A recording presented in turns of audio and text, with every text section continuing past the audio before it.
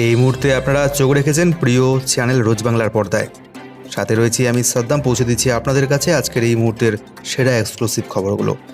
পুজোর আগে স্বাস্থ্যসাথী প্রকল্পের নতুন নিয়ম, বড় সুখবর রাজ্য সরকারের তরফ থেকে। কোরআন ধর্মগ্রন্থ কিন্তু গীতা ধর্মগ্রন্থ নয়, মন্তব্য কর্ণাটকের শিক্ষামন্ত্রী।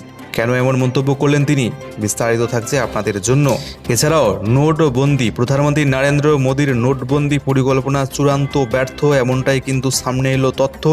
নোটবন্দির সময় 40 কোটি কালো টাকা বদলে সাদা করেছেন, নতুন নোটে পাল্টে নিয়েছিলেন খোদ রাজ্যের শিক্ষামন্ত্রী পার্থ চট্টোপাধ্যায়। তদন্তে উঠে এলো চাঞ্চল্যকর তথ্য। যারা দুর্নীতি করে চাকরি পেয়েছেন সকলের চাকরি বাতিল হবে, যোগ্যরা পাবেন চাকরি। বিচারপতি গঙ্গোপাধ্যায়ের কড়া নির্দেশ। বিদ্যুতের বিল নিয়ে নতুন চিন্তাভাবনা রাজ্যে, বিদ্যুতের বিল নিয়ে নতুন নিয়ম আসছে রাজ্যে। পুজোর মুখে সুখবর, লক্ষ্মীর ভাণ্ডার প্রকল্পের টাকা ঢুকছে এই তারিখের মধ্যেই। রাজ্য সরকারি কর্মচারীদের বেতন নিয়েও পুজোর আগেই বড় সুখবর রাজ্য সরকারের তরফ থেকে। অপরদিকে এবার উদ্ধার হলো 1700 কোটি টাকার হেরোইন। মুখ্যমন্ত্রী মমতা বন্দ্যোপাধ্যায়ের বড় ঘোষণা, পার্থ অনুব্রত দুজনেই পুজো কাটাবেন জেলে বসে। অকল্পনীয় দুর্নীতি, প্রাথমিক টেট মামলায় সিবিআই রিপোর্ট দেখে মন্তব্য বিচারপতি গঙ্গোপাধ্যায়ের। অকল্পনীয় দুর্নীতি হয়েছে প্রাথমিক টেট শিক্ষক নিয়োগে। বিস্তারিত জানবো, শেষ পর্যন্ত থাকুন জুড়ে। সিবিআই তদন্তে উঠে এলো আরও চাঞ্চল্যকর তথ্য। নোটবন্দির সময় 40 কোটি বদল করে নতুন নোট নিয়েছিলেন পার্থ চট্টোপাধ্যায়। সবাইকে আড়ালে রেখে আচমকা নোটবন্দির কথা ঘোষণা করেছিলেন প্রধানমন্ত্রী নরেন্দ্র মোদী। ঢাকঢোল পিটিয়ে বলেছিলেন নোটবন্দির ফলে কালো টাকা বেরিয়ে আসবে, তৈরি হবে দুর্নীতিমুক্ত ভারত। আসলে সেই নোটবন্দি যে কালো টাকা উদ্ধারে পুরোপুরি ব্যর্থ, হাতে নাতে তার প্রমাণ পেয়েছে সিবিআই। সূত্রের দাবি, 2016 সালে নিয়োগ ও দুর্নীতি থেকে পাওয়া প্রায় 40 কোটি টাকা তৎকালীন শিক্ষামন্ত্রী পার্থ চট্টোপাধ্যায়ের কাছে ছিল। সবটাই ছিল নগদে, সেগুলো ছিল 500 টাকা, 1000 টাকার নোট। নোটবন্দি ঘোষণা হতেই সেই নোট বদলে গেল 2200 নতুন 500 টাকার নোটে। সিবিআই সূত্রে খবর, এই কাজের দায়িত্ব পেয়েছিলেন পার্থ ঘনিষ্ঠ 2 প্রমোটার। প্রথমে এই বিপুল পরিমাণ টাকা অর্পিতা মুখোপাধ্যায়ের বাড়ি থেকে পার্থর নাকতলার বাড়িতে এনে রাখা হয়। সেখান থেকেই তা সংগ্রহ করে ওই 2 প্রমোটার। সূত্রের খবর, একটি বেসরকারি ব্যাংকে বিভিন্ন ব্যক্তির নামে প্রচুর অ্যাকাউন্ট খোলা হয়, তার মাধ্যমেই এই কালো টাকা সাদা করেন পার্থ চট্টোপাধ্যায়। এভাবেই 40 কোটি কালো টাকা সাদা করে বদলে নেন নতুন নোটে পার্থ চট্টোপাধ্যায়। সিবিআই সূত্রে জানা যাচ্ছে এমনটাই। সিবিআই সূত্রে খবর, বিভিন্ন জেলা থেকে 3টি ভিন্ন রঙের খামে নিয়োগ ও দুর্নীতির টাকা আসতো। আলাদা আলাদা খামে থাকতো 200, 500, 2000 টাকার নোট। সমস্ত খাম অর্পিতার ফ্ল্যাটে আলাদাভাবে রাখা হতো যাতে হিসেবে গণ্ডগোল না হয়। এখান থেকেই আরেকটি বিষয় কিন্তু স্পষ্ট, যে নোটবন্দির যে ঘোষণা দিয়েছিলেন প্রধানমন্ত্রী নরেন্দ্র মোদী, ঢাকঢোল পিটিয়েছিলেন প্রধানমন্ত্রী, সেটা কিন্তু চূড়ান্ত ব্যর্থ বোঝাই যাচ্ছে। যদি 1% সফল হতো প্রধানমন্ত্রী নরেন্দ্র মোদী এই নোটবন্দির ক্ষেত্রে, তাহলে কিন্তু তারা ভালোভাবেই সেই বিষয়টা নিয়ে প্রচার করতেন। আপনারা কিন্তু দেখেছেন ইতিমধ্যে তারা কিন্তু সেই নোটবন্দি নিয়ে আর তেমন কোনো প্রচার, কোনো কথা কোনো সভাতেই বলেন না।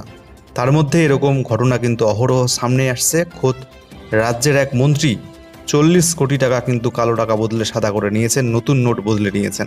এখান থেকেই বোঝা যায় যে এই নোটবন্দির ঘোষণার ফলে শুধুমাত্র সাধারণ নিম্ন মধ্যবিত্ত গরিব মানুষের হয়রানি হয়েছে, লাভের লাভ কিছুই হয়নি। পুরোপুরি ব্যর্থ প্রধানমন্ত্রী নরেন্দ্র মোদীর এই নোটবন্দির পরিকল্পনা। এবারও জামিন পেলেন না অনুব্রত মণ্ডল এবং পার্থ চট্টোপাধ্যায়। পুজো এবার জেলেই কাটবে অনুব্রত মণ্ডল এবং পার্থ চ্যাটার্জির। আবারও জামিন খারিজ হলো, আবারও জেল হেফাজত। গোটা পুজো কাটবে এবার জেল হেফাজতে। ঘণ্টাখানেক আগের নির্দেশে জানা গিয়েছিল এবার জেলেই পুজো কাটাবেন অনুব্রত মণ্ডল। কয়েক ঘন্টা পরে জানা গেল এবার পুজো জেলেই কাটাবেন পার্থ চ্যাটার্জিও। স্কুল শিক্ষক নিয়োগ দুর্নীতি মামলায় সিবিআই হেফাজতে ছিলেন পার্থ চ্যাটার্জি, তবে তাকে আর হেফাজতে চাইল না কেন্দ্রীয় তদন্তকারী দল। আপাতত 5ই অক্টোবর পর্যন্ত পার্থ চট্টোপাধ্যায় জেল হেফাজতেই থাকবেন বলে জানা যাচ্ছে। সূত্রের খবর, সিবিআই এর তরফে জানানো হয়েছে তদন্তে সহযোগিতা করছেন না পার্থ চ্যাটার্জি, তাই তাকে জেল হেফাজতে পাঠানো হোক। প্রয়োজনে জেলে গিয়ে তাকে জেরা করবেন তদন্তকারী আধিকারিকরা। অনুব্রত মণ্ডলের দুর্গা পুজো এবার জেলেই কাটবে। গরু পাচার মামলায় এই মুহূর্তে জেল হেফাজতে রয়েছেন তিনি। বুধবার মামলার শুনানিতে তিনি জামিনের আর্জি জানালেও তা খারিজ করে দিয়েছে আদালত। আসানসোলের বিশেষ আদালত জামিনের আর্জি খারিজ করে জানিয়ে দিয়েছে আপাতত জেলেই থাকবেন অনুব্রত মণ্ডল। ফের 14 দিনের জেল হেফাজতের নির্দেশ দেওয়া হয়েছে অনুব্রত মণ্ডলকেও। মামলার পরবর্তী শুনানি 5ই অক্টোবর। সূত্র মারফত জানা যাচ্ছে, আজ সতীর্থ পার্থ চ্যাটার্জির খোঁজ নিয়েছেন অনুব্রত মণ্ডল। অকল্পনীয় দুর্নীতি হয়েছে প্রাথমিক টেট পরীক্ষায়। অকল্পনীয় দুর্নীতি প্রাথমিক টেট মামলায় সিবিআই রিপোর্ট দেখে মন্তব্য করলেন বিচারপতি গঙ্গোপাধ্যায়। প্রাথমিক নিয়োগ দুর্নীতি মামলায় কলকাতা হাইকোর্টে স্ট্যাটাস রিপোর্ট এবং ফরেন্সিক রিপোর্ট জমা দিল কেন্দ্রীয় তদন্তকারী সংস্থা সিবিআই। বুধবার মুখবন্ধ খামে রিপোর্ট পেশ করেন সিবিআইয়ের আইনজীবী। সেই রিপোর্ট দেখে বিস্মিত বিচারপতি অভিজিৎ গঙ্গোপাধ্যায়। তিনি বললেন, অকল্পনীয় দুর্নীতি হয়েছে, যা সাধারণ মানুষকে শিহরিত করবে। বুধবার প্রাথমিকে নিয়োগ ও দুর্নীতি সংক্রান্ত মামলায় 2টি রিপোর্ট পেশ করে সিবিআই। কেন্দ্রীয় তদন্তকারী সংস্থার স্ট্যাটাস রিপোর্টে বলা হয়েছে, সুনির্দিষ্ট পথেই এগোচ্ছে দুর্নীতি মামলার তদন্ত। কেন্দ্রীয় গোয়েন্দারা জানতে পেরেছেন পরীক্ষা দেননি এমন বহু মানুষের চাকরি হয়েছে প্রাথমিকে।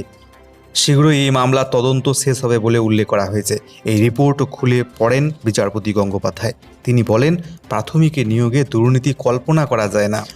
এদিন একই সঙ্গে আদালতে ওএমআর সিটের ফরেন্সিক রিপোর্টও পেশ করা হয় সিবিআই এর তরফে। দিল্লি সিএফএসএল এর এই রিপোর্ট থেকে অবশ্য ওই কাগজ কবে তৈরি করা হয়েছে তার কোনো ইঙ্গিত পাওয়া যায়নি। এদিকে পার্থ চট্টোপাধ্যায়ের দেহরক্ষী বিশ্বম্বর মণ্ডলের 10 আত্মীয়ের চাকরির নথি পরীক্ষা করে দেখার নির্দেশ দিয়েছেন বিচারপতি অভিজিৎ গঙ্গোপাধ্যায়। মামলাকারীর আইনজীবী তা পরীক্ষা করে দেখবেন। 17ই অক্টোবর প্রাথমিক শিক্ষা সংসদের অফিসে গিয়ে এই রিপোর্ট তারা পরীক্ষা করবেন বলে নির্দেশ আদালতের। অপরদিকে সব বেআইনি নিয়োগ বাতিল হবেই। 7 দিনের মধ্যে সিবিআই কমিশনের কাছে রিপোর্ট তলব করল বিচারপতি গঙ্গোপাধ্যায়। বেআইনি শিক্ষক নিয়োগ মামলায় এবার আরও কড়া পদক্ষেপ কলকাতা হাইকোর্টের। নবম দশমে কতজনকে বেআইনিভাবে নিয়োগ করা হয়েছে তা খতিয়ে দেখে 28 সেপ্টেম্বরের মধ্যে কমিশন সিবিআইকে রিপোর্ট পেশের নির্দেশ দিলেন বিচারপতি অভিজিৎ গঙ্গোপাধ্যায়। সেই তালিকার ভিত্তিতে পরবর্তী পদক্ষেপ করবে আদালত। বিচারপতির নির্দেশ, নবম দশমে কতজন বেআইনিভাবে চাকরি পেয়েছেন সে বিষয়ে আগামী 28 সেপ্টেম্বরের মধ্যেই রিপোর্ট পেশ করতে হবে কমিশন সিবিআইকে। এদিন অভিজিৎ গঙ্গোপাধ্যায় স্পষ্টভাবে জানান, বেআইনিভাবে যাদের নিয়োগ করা হয়েছে তাদের প্রত্যেকের চাকরি যাবে। পাশাপাশি যারা যোগ্য প্রার্থী তাদের নিয়োগের জন্যই সিবিআই কমিশনের কাছে এই রিপোর্ট তলব করা হয়েছে বলে বিচারপতি জানিয়েছেন। পুজোর মুখে সুখবর, রাজ্য সরকারি কর্মীরা মাস শেষের আগেই পাবেন বেতন। এছাড়াও লক্ষ্মীর ভাণ্ডার প্রকল্প নিয়ে রাজ্যের মহিলাদের লক্ষ্মীর ভাণ্ডারের টাকা নিয়ে বড় সুখবর পুজোর আগেই দিল রাজ্য সরকার। আগামী মাসের শুরুতেই দুর্গাপুজো, তাই 30 সেপ্টেম্বর থেকে 10 অক্টোবর পর্যন্ত বন্ধ রাজ্য সরকারি দপ্তর। আবার মহাষষ্ঠী শনিবার, রবিবার মহাসপ্তমী, তাই মহাষষ্ঠীর পরদিন থেকেই বন্ধ হয়ে যাবে ব্যাংকের কাজ। তার ফলে ব্যাংকে আর্থিক লেনদেনে হবে সমস্যা। আবার পুজোর মুখে হাতে টাকা না থাকলেও সমস্যা। সব দিক ভাবনা চিন্তা করে কর্মীদের প্রতি সহানুভূতিশীল রাজ্য সরকার। মাস শেষের আগেই অ্যাকাউন্টে ঢুকবে তাই প্রাপ্য টাকা। এই মর্মে রাজ্য সরকারের তরফে বুধবার বিজ্ঞপ্তি জারি করা হয়েছে। রাজ্য সরকারি কর্মচারীদের বেতন, অনুদান, সাম্মানিক পারিশ্রমিক চলতি মাসের 28 এবং 29 সেপ্টেম্বরের মধ্যেই দিয়ে দেওয়া হবে। তার পরের মাস অর্থাৎ অক্টোবরে টাকা দেওয়া হবে 21 তারিখ বলে জানিয়েছে বিজ্ঞপ্তিতে রাজ্য সরকার। এছাড়াও জয় বাংলা লক্ষ্মীর ভাণ্ডার প্রকল্পের টাকা 26 সেপ্টেম্বরের মধ্যেই ব্যাংক অ্যাকাউন্টে ঢুকে যাবে। পুজোর আগে বড় ঘোষণা করল বিজ্ঞপ্তি জারি করে রাজ্য সরকার। রাজ্য সরকারের এই সিদ্ধান্তে খুশি সরকারি কর্মচারীরা এবং মহিলারা। এদিকে প্রতি মাসে লক্ষ্মীর ভাণ্ডার প্রকল্পে আওতাভুক্ত রাজ্যের মহিলারা অ্যাকাউন্টে 500 টাকা এবং 1000 টাকা করে পান। পুজোর মুখে তাদের জন্য সুখবর। মদন মিত্র বলছে বোম মেরে উড়িয়ে দেবে, মানে দাওয়ায় বোম মেরে, মানে এই মাতাল একটা রেজিস্টার মাতাল। ভোটের আগে খেজুরিতে গিয়ে একটা সভা করে নন্দীগ্রামে তো যেতে পারিনি, বলেছিল শুভেন্দু অধিকারী যদি জিতে এখান থেকে আমার এটা কবজিটা পাঞ্জা কেটে দেবে, বলেনি? আপনারা দেখিয়েছেন। ওর বড় রেজিস্টার মাতাল, দিনে কি বলে রাত্রে জানে না, রাত্রে কি বলে। ওকে দেখলেই ওই পোকো চ্যানেল বন্ধ করে ওকে লোক দেখে। আগে ছিল কেস্টম, ছিল জোকার, এখন মদনা জোকার। বিদ্যুতের বিল নিয়ে নতুন নিয়ম জারি হতে চলেছে রাজ্যে। ত্রৈমাসিকের বদলে এবার প্রত্যেক মাসে মাসে বিদ্যুতের বিল পাঠাবে WBSEDCL। নয়া ভাবনা রাজ্যের। প্রতি 3 মাস অন্তর অর্থাৎ ত্রৈমাসিকের বদলে আগের মতো বিদ্যুতের মাসিক বিল চালু করা নিয়ে ভাবনা চিন্তা করছে রাজ্য সরকার। বুধবার বিধানসভায় এক প্রশ্নের জবাবে একথা জানালেন রাজ্যের বিদ্যুৎ মন্ত্রী অরূপ বিশ্বাস। তিনি জানিয়েছেন, আগামী জানুয়ারি মাস থেকে কলকাতার 111, 112, 113 এবং 114 এই 4টি ওয়ার্ডে পরীক্ষামূলকভাবে মাসিক বিল চালু করা হবে, অর্থাৎ প্রত্যেক মাসে পাঠানো হবে বিল। ফলাফল দেখে এ বিষয়ে চূড়ান্ত সিদ্ধান্ত নেওয়া হবে। ফলাফল ঠিকঠাক থাকলে পরবর্তীকালে গোটা রাজ্য জুড়ে এই সিস্টেমেই বিদ্যুতের বিল প্রত্যেক মাসে পাঠানো হবে বলে তিনি জানিয়েছেন। তার কথায় নিউ টাউনের একটা অংশে মাসিক বিদ্যুতের বিল চালু করা হয়েছে। যদিও এই বিষয়ে দুরকম মতই রয়েছে। একদল চান মাসিক বিল ফিরিয়ে আনতে, অন্য দল আবার ত্রৈমাসিক বিলের পক্ষেই। সে কারণেই এই পরীক্ষামূলক বিল চালুর সিদ্ধান্ত এবার রাজ্যে নেওয়া হলো। অপরদিকে মুম্বই বন্দর থেকে উদ্ধার হলো হেরোইন আন্তর্জাতিক বাজারে, যার বাজার মূল্য প্রায় 1700 কোটি টাকার বেশি। মুম্বইয়ের নব সেবা বন্দর থেকে 22 টন লাইকোরিসে হেরোইনের প্রলেপ সহ কন্টেনার উদ্ধার করল বুধবার দিল্লি পুলিশের স্পেশাল সেল। পুলিশ সূত্রে খবর, আন্তর্জাতিক বাজারে এই পরিমাণ হেরোইনের দাম প্রায় 1725 কোটি টাকার মতো। এই অপারেশনকে অন্যতম বড় সাফল্য বলে মনে করছে বিশেষজ্ঞরা। পুলিশের তরফে জানানো হয়েছে, বিভিন্নভাবে ভারতে মাদক পাচার করার চেষ্টা হচ্ছে। বর্তমানে বিভিন্নভাবে আন্তর্জাতিক বাজার থেকে মাদক পাচারকারীরা ভারতকে টার্গেট করছে। কোরআন হচ্ছে ধর্মগ্রন্থ, গীতা কোনো ধর্মগ্রন্থ নয়, মন্তব্য কর্ণাটকের শিক্ষামন্ত্রীর। কোরআন ধর্মগ্রন্থ, কিন্তু গীতা নয় ধর্মগ্রন্থ। এখানে ভগবানের আরাধনা কিংবা কোনো ধর্মীয় অনুশীলনের কথা বলা হয়নি, এমনই মন্তব্য করলেন কর্ণাটকের শিক্ষামন্ত্রী বিসি নাগেশ। রাজ্যের সিলেবাসে শ্রীমদ্ ভগবত গীতাকে অন্তর্ভুক্ত করার পরিকল্পনা নেওয়া হয়েছে, যাকে ঘিরে শুরু হয়েছে ইতিমধ্যে চর্চা। এবার বিজেপি সরকারের এহেন পদক্ষেপকে সমর্থন করতেই মুখ খুললেন নাগেশ। সংবাদ সংস্থা সূত্রে জানা যাচ্ছে, কর্ণাটকের শিক্ষামন্ত্রী বলেছেন, কোরআন ধর্মগ্রন্থ, কিন্তু গীতা তা নয়। এখানে ঈশ্বরের আরাধনার কথা বলা হয়নি কিংবা কোনো ধর্মীয় অনুশীলনের কথাও বলা হয়নি। এটা আদর্শের কথা বলে এবং পড়ুয়াদের অনুপ্রাণিত করে। এমনকি স্বাধীনতা আন্দোলনের সময়ও মানুষ গীতা থেকে লড়াইয়ের অনুপ্রেরণা পেতেন। গত সোমবার তিনি জানিয়েছিলেন, রাজ্যের বিজেপি সরকার স্কুলের পাঠ্যসূচিতে গীতাকে অন্তর্ভুক্ত করা নিয়ে ভাবনা চিন্তা করছে। নাগেশকে বলতে শোনা যায়, একটি কমিটি এই বিষয়টি নিয়ে কাজ করছে এবং আমাদের পরিকল্পনা হলো এবছরের ডিসেম্বরেই এটা কার্যকর করা। তবে সিলেবাসে গীতা থাকলেও এটা কেবল পড়ানোই হবে, এই বিষয়ে কোনো পরীক্ষা হবে না বলেও জানিয়েছেন তিনি। এর আগে গত মার্চেও এমনই পরিকল্পনার কথা জানিয়েছেন কর্ণাটকের মুখ্যমন্ত্রী বাসবরাজ বোম্বাই।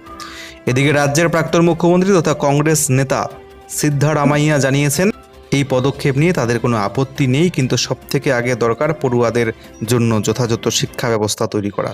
তার কথায়, পড়ুয়াদের ভগবদ গীতা, কোরআন, বাইবেলের শিক্ষা দেওয়াই যেতে পারে স্কুলে, কিন্তু সরকারের উচিত পড়ুয়াদের সঠিক মানের শিক্ষা দেওয়ার বিষয়টিকে অগ্রাধিকার দেওয়া প্রথমে। সেটাই প্রাথমিক লক্ষ্য হওয়া উচিত। স্বাস্থ্যসাথী প্রকল্প নিয়ে একটি বড় পদক্ষেপ নিয়েছে রাজ্য সরকার। লাইনে না দাঁড়িয়ে এবার স্বাস্থ্যসাথী কার্ড আপনি পেয়ে যাবেন। অনলাইনে করতে পারবেন আবেদন। আগে এই নিয়মটি কিন্তু ছিল না, চালু হলো রাজ্যে অনলাইনে আবেদন পদ্ধতি। পশ্চিমবঙ্গ সরকারের তরফ থেকে রাজ্যের বাসিন্দাদের জন্য চালু করা হয়েছে স্বাস্থ্যসাথী প্রকল্প। 2016 সালে স্বাস্থ্য পরিষেবা বিনামূল্যে দেওয়ার লক্ষ্যে প্রকল্প চালু হয় রাজ্যে। শুরুর দিকে প্রকল্প ছিল সীমিত, পরে 2021 সালে প্রকল্পকে সার্বজনীন করা হয় রাজ্যে।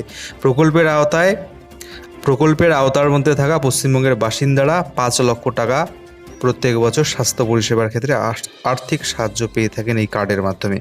এই প্রকল্পকে এবার আরও সহজভাবে সাধারণ মানুষের কাছে পৌঁছে দেওয়ার জন্য চালু করা হলো অনলাইন আবেদন পদ্ধতি। অনলাইন পদ্ধতি চালু হয়ে যাওয়ার ফলে আর লাইনে দাঁড়ানোর দরকার পড়বে না। অনলাইনে আবেদন করার জন্য আবেদনকারীকে যেতে হবে স্বাস্থ্যসাথী প্রকল্পের অফিসিয়াল ওয়েবসাইটে। ওয়েবসাইটটি হলো swasthyosathi.gov.in। লিঙ্ক দিয়ে দেবো ডিসক্রিপশন বক্সে, সেখানে গিয়ে আপনারা চেক করতে পারবেন ওয়েবসাইটটি। সেখানে যে সকল মেনু রয়েছে তার মধ্যে রয়েছে একটু মেনু, সেটি হলো অ্যাপ্লাই অনলাইন। এটি বেছে নেওয়ার পর online application for Swasthyasathi card সেটাকে বেছে নেবেন। এই মেনু বেছে নেওয়ার পর একটি অনলাইন ফর্ম খুলে যাবে। সেখানে আবেদনকারীর ঠিকানার সমস্ত বিবরণ নির্দিষ্ট জায়গাগুলোতে দিয়ে পূরণ করতে হবে। এর পাশাপাশি নির্দিষ্ট জায়গায় সঠিকভাবে দিতে হবে নিজের নাম, বাবা এবং স্বামীর নাম, এছাড়াও আরও অনেক তথ্য যেমন আধার নম্বর, স্বাস্থ্যসাথী, খাদ্যসাথী নম্বর অর্থাৎ রেশন কার্ডের নম্বর, মোবাইল নম্বর ইত্যাদি দিতে হবে। সঠিকভাবে সমস্ত তথ্য পূরণ করে দেওয়ার পর সাবমিট করে দেবেন আপনি। অনলাইনে আবেদন করার পর এই পেজে ঢোকার সময় প্রথমে আবেদনকারীকে নিজের একটি মোবাইল নম্বর কিন্তু দিতে হবে, ওটিপি আসবে, ওটিপি দিয়ে আপনি সাবমিট করে দেবেন। মনে রাখতে হবে স্বাস্থ্যসাথী প্রকল্পে নাম নথিভুক্ত করার ক্ষেত্রে গৃহকর্ত্রী বা বাড়ির কোনো মহিলার নামে কিন্তু আবেদন করতে হবে আপনার এই স্বাস্থ্যসাথী কার্ড। আপনি চাইলে আপনার পার্শ্ববর্তী বিভিন্ন বিএসকে বাংলা সহায়তা কেন্দ্রে গিয়ে বিনামূল্যে এটার জন্য আবেদনও কিন্তু করতে পারেন। আজকে বৃষ্টিপাত হবে, বৃষ্টিপাত হলেও রাজ্যের কোন কোন জেলায় বৃষ্টিপাত হওয়ার সম্ভাবনা, কী পরিমাণ বৃষ্টিপাত হবে, আবহাওয়া দপ্তরের তরফ থেকে পূর্বাভাসে কী জানানো হয়েছে, আপনাদেরকে আমরা বিস্তারিত আবহাওয়ার পূর্বাভাসটি জানাচ্ছি। নজর রাখছি শুরুতেই উত্তরবঙ্গের জেলাগুলির দিকে।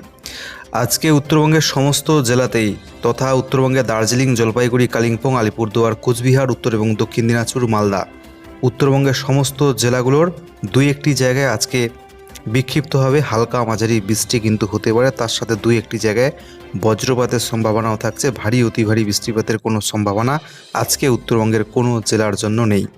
এছাড়াও পরবর্তী 24 ঘন্টা শুক্রবারের জন্যও ভারী অতি ভারী বৃষ্টিপাতের সম্ভাবনা আপাতত উত্তরবঙ্গের কোনো জেলার জন্য নেই, তবে শুক্রবারও হালকা মাঝারি বৃষ্টি বিক্ষিপ্তভাবে দুই একটি জায়গায় জেলাগুলোতে হতে পারে। দক্ষিণবঙ্গের জেলাগুলিতেও একই রকম পরিস্থিতি বিরাজ করবে সমস্ত জেলা জুড়ে, অর্থাৎ দক্ষিণবঙ্গের প্রায় সমস্ত জেলার দুই একটি জায়গায় বিক্ষিপ্তভাবে হালকা মাঝারি বৃষ্টি কিন্তু হতে পারে। তার সাথে দুই একটি জেলার কিছু কিছু জায়গায় বজ্রপাতের সম্ভাবনাও থাকছে। দক্ষিণবঙ্গেরও কোনো জেলাতে আপাতত ভারী কিংবা অতি ভারী বৃষ্টিপাতের কোনো পূর্বাভাস দিতে পারেনি আবহাওয়া দপ্তর। পরবর্তী 24 ঘন্টা শুক্রবার নাগাদ অর্থাৎ 23 সেপ্টেম্বর একই রকম পরিস্থিতি আবহাওয়া বিরাজ করবে দক্ষিণবঙ্গের সমস্ত জেলাগুলি জুড়ে।